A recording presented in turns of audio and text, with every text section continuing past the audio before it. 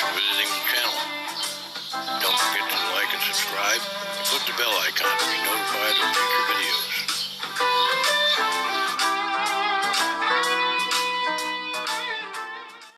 Hey folks, Dan Ryan. We're here with part 2 of our look at the Line 6 Variax. On the first installment, we looked at the James Tyler Variax, which is kind of a heavy metal looking guitar. But it has all the same Variax sounds. This is the Variax Standard, and it may look black to you. It's actually a very, very dark blue. It's a beautiful finish, and under stage lights it comes out looking really nice. The Variax Standards are made by Yamaha, so this is probably part of their Pacifica line. I'm not exactly sure which model, at least from the middle to the top, because it's a very nice guitar. We showed you a lot of the things that you could do with any Variax last time, so I'm not going to spend a whole lot of time going over that again. But I am going to look at the electric models, because the first installment we looked at the acoustic models and the resonator models. So we're just going to go from the bottom to the top pretty much. So the first set of models that you get it's called T model. So it's basically a Telecaster, and it's two different Telecasters because there's 5 positions on this switch. And all Variaxes have a 5-position switch, because that's how you switch between pickups and models depending upon which guitar you're looking at. So this is the first of the T models, and it would be what you would think of as the neck position in terms of the 5-position switch.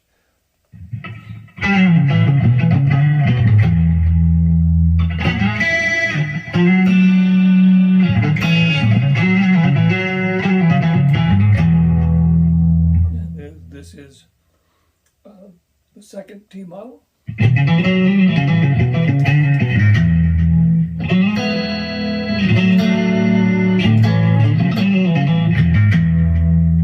And here's the third one.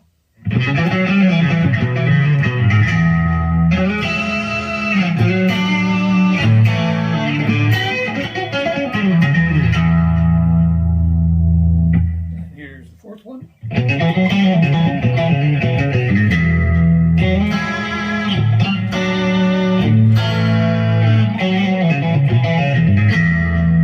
And the fifth one.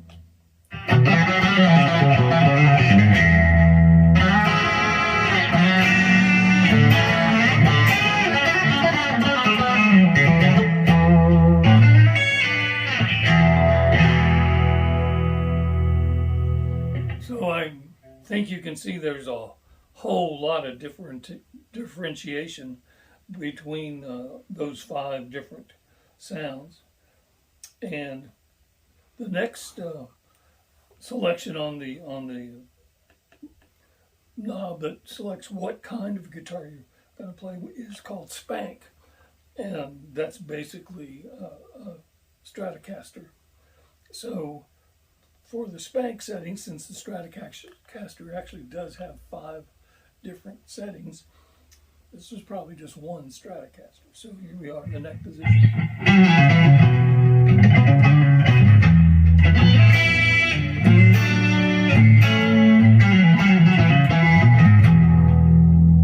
And this would be the neck and middle.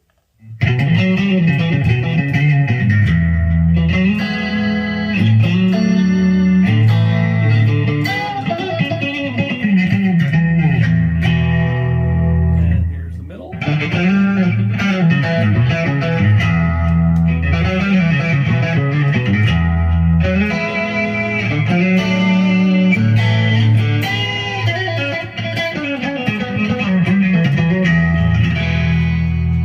And here's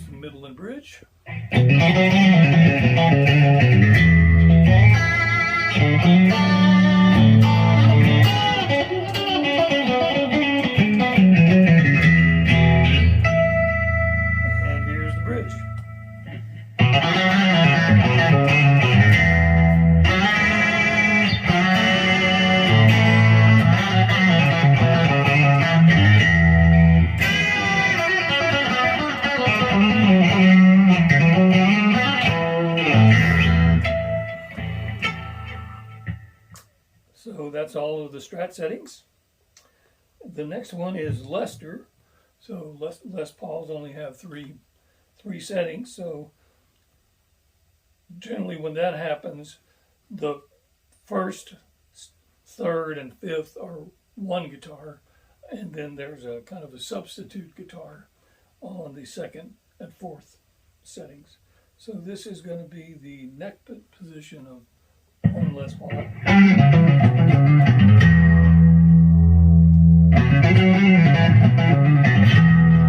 you can hear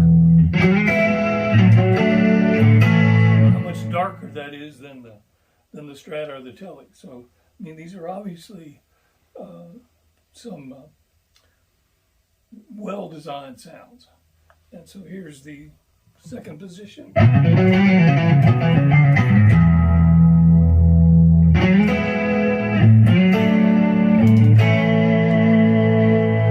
that's even darker than the neck position of the first model. Here is the middle position.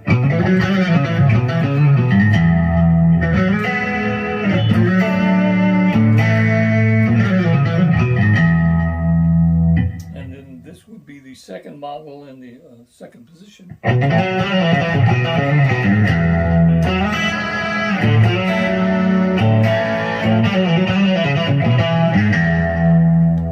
And here would be the bridge position of the first Les Paul model.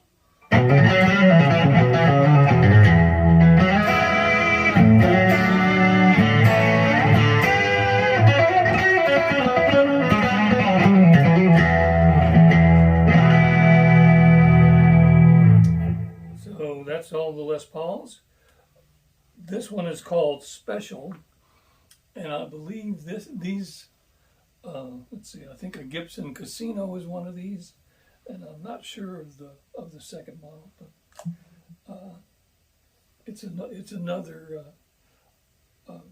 Might be a ES-175. So anyway, here's the neck position of the first model. So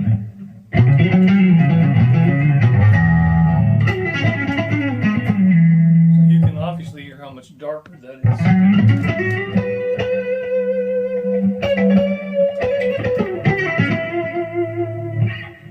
And then here's the second model, the darker position.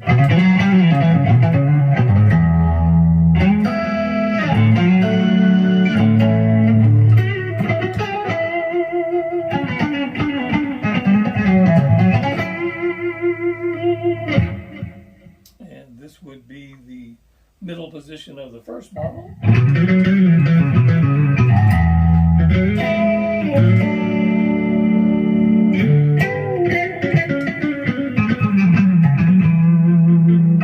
And this is the second position of the second model.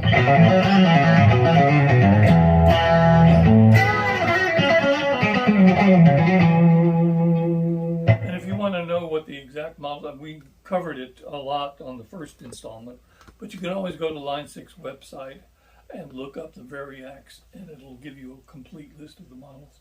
And as far as I know, all of the Variaxes have the exact same models.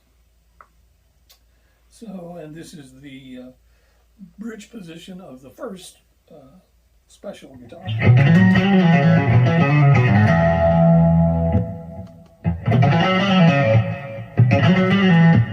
So that's the second model bridge position. And this is the first model bridge position.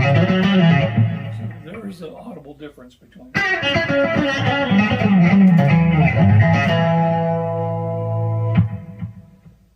And let's see, the next set is called R-Billy for Rockabilly.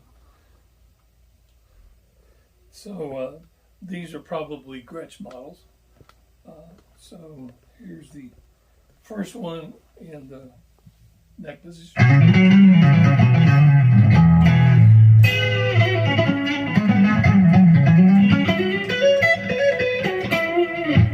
Here's the second model, the first position.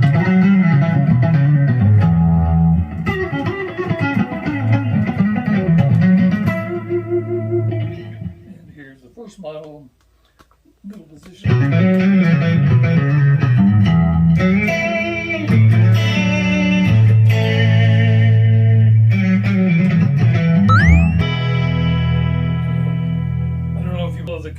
characteristics of this. This rings like a regular guitar, dies out like a regular guitar.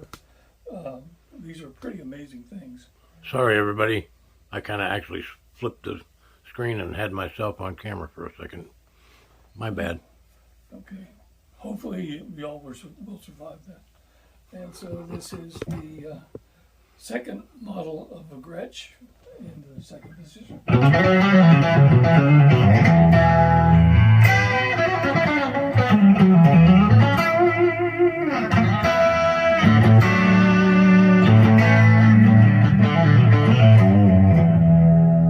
And then this is the bridge position of the first model.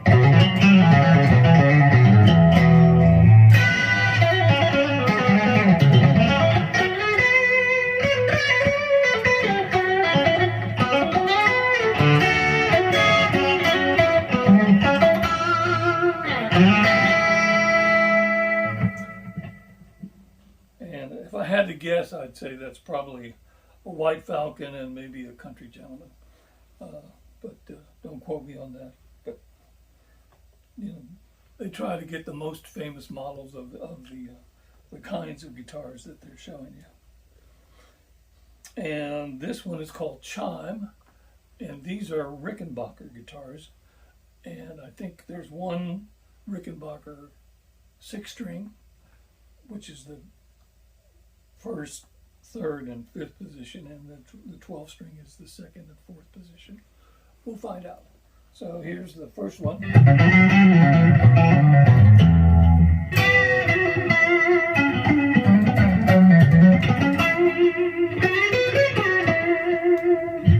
And then this, I believe, is the 12th.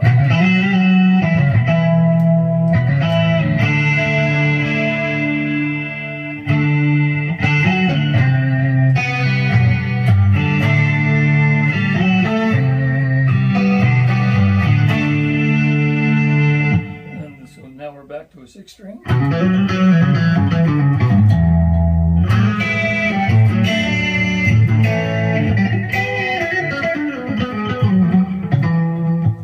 now we're the second position of the 12-string.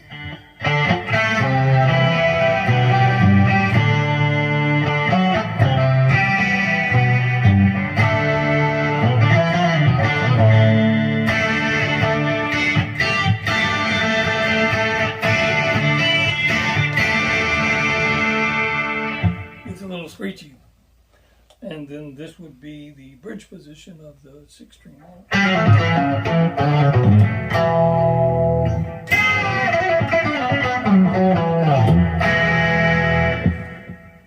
And okay, then the next is it's just called Semi. So this is going to be a 335 and maybe a Casino. I'm not sure.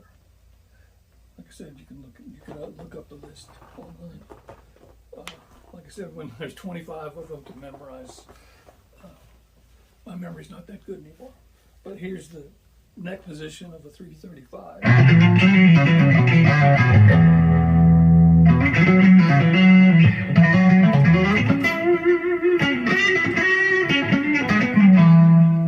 And then the second model. Darker.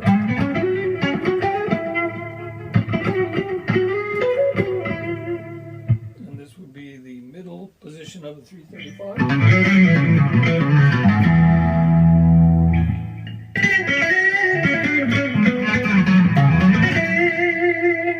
And then the second model, the bridge position was like that.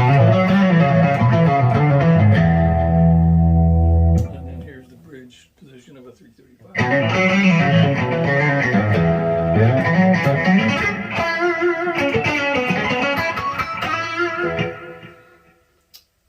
And then this next set is called Jazz Box.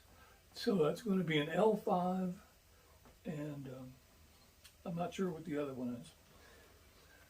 We're going through a lot of guitars. This is kind of like a trip through guitar history today with all of these different models. So this is probably the L5. Listen to how dark that is.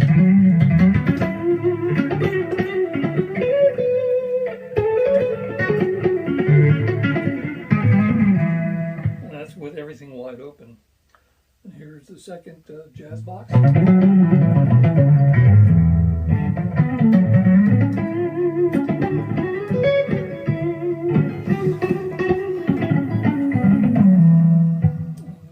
Second L5.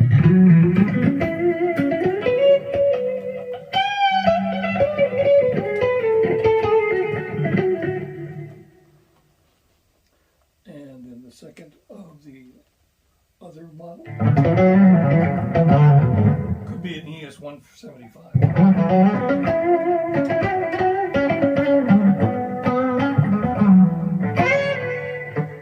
And then here's the bridge position of the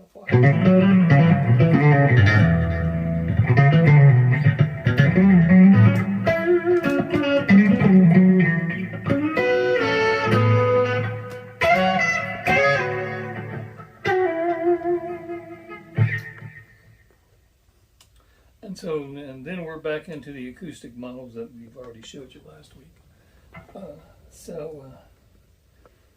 There you go. A trip through guitar history.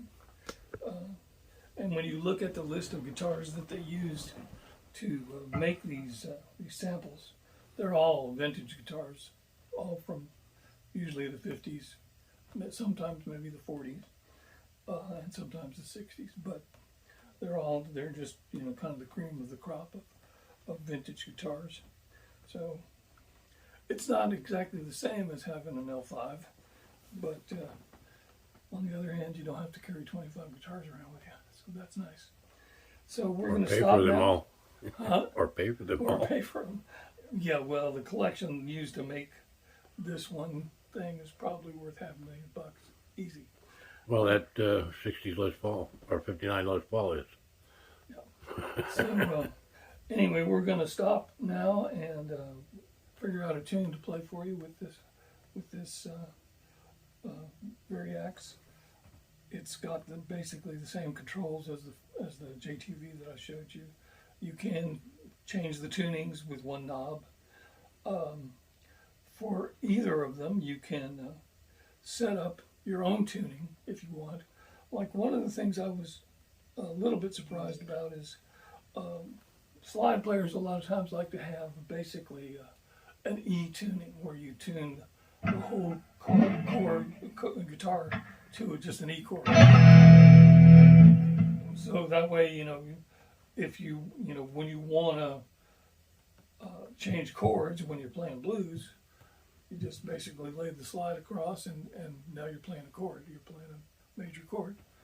And then you can kind of fool around with it in terms of what you bring your fingers down on. So you can make it a 7 or some other kind of extension of a major chord. So that's one of the things that was a little bit surprising to me, that they don't have that as standard. But on the other hand, they have their workshop software where you can go in and make a virtual capo if you want. So if you want the guitar to be capoed at the 5th fret, you can do that, and then when you play, it'll sound like a guitar capoed at the 5th fret. I warned you about this last time, but you need to, when you use any of these alternate tunings, since they're not an actual retuning of the guitar always stays in standard tuning. You gotta make sure you're listening to the output, not the guitar itself, because you won't get the same result. So, all right, we're going to stop now, and we're going to come back and play something for you in a minute. I'm Dan Ryan, that's Leo Ryan, and we'll be back in a minute, folks. Thanks. Hey, folks, Dan Ryan again. Today we're taking our second look at the Variax. This time it's a Variax Standard instead of the James Tyler Variax. All of the Variax models are the same no matter which Variax you buy, though. So anyway, we're going to play a little something for you and see how many of these models we can get through. Not all of them, but some of them. And this is called the Slow Atmospheric Ballad Guitar Backing Track in D minor by Sebastian Zunino. We've used several of his tracks in the past. He's a very good musician. So here we go. See what we get.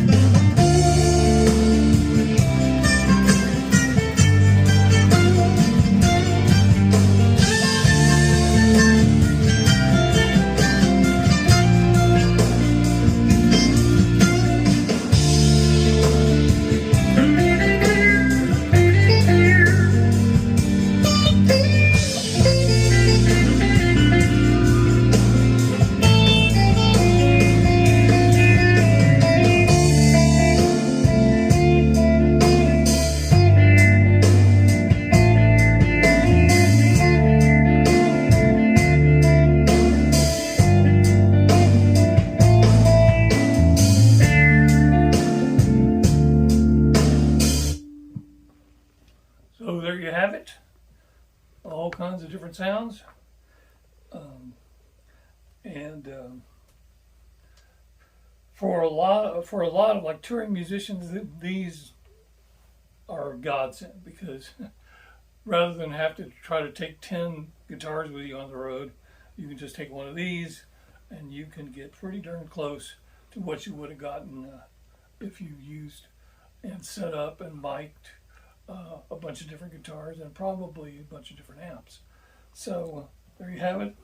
It's the Variax standard model, and again, we're using the Pod HD 500 as a pedal, which allows you not to just set up effects, but also to choose which model guitar you're going to play when you bring up a preset.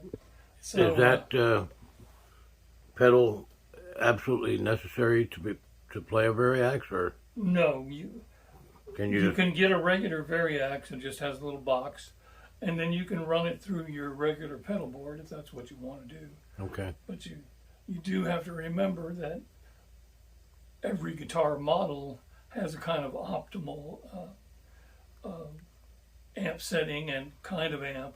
Like, you're not going to play a Gibson L5 from 1947 through a Marshall stack. Well, the reason I asked you is because it seems to me like that piece of equipment is probably more expensive than the guitar itself. Because I've seen some of the guitars, you can find them for $800 or so. Yeah, well, this was about $1,000, Right. and the other pod, the Pod XT Live, was when I bought it, was about $1,000. No, the interesting thing about the pod technology is that you can pick what kind of amp you're going to play through.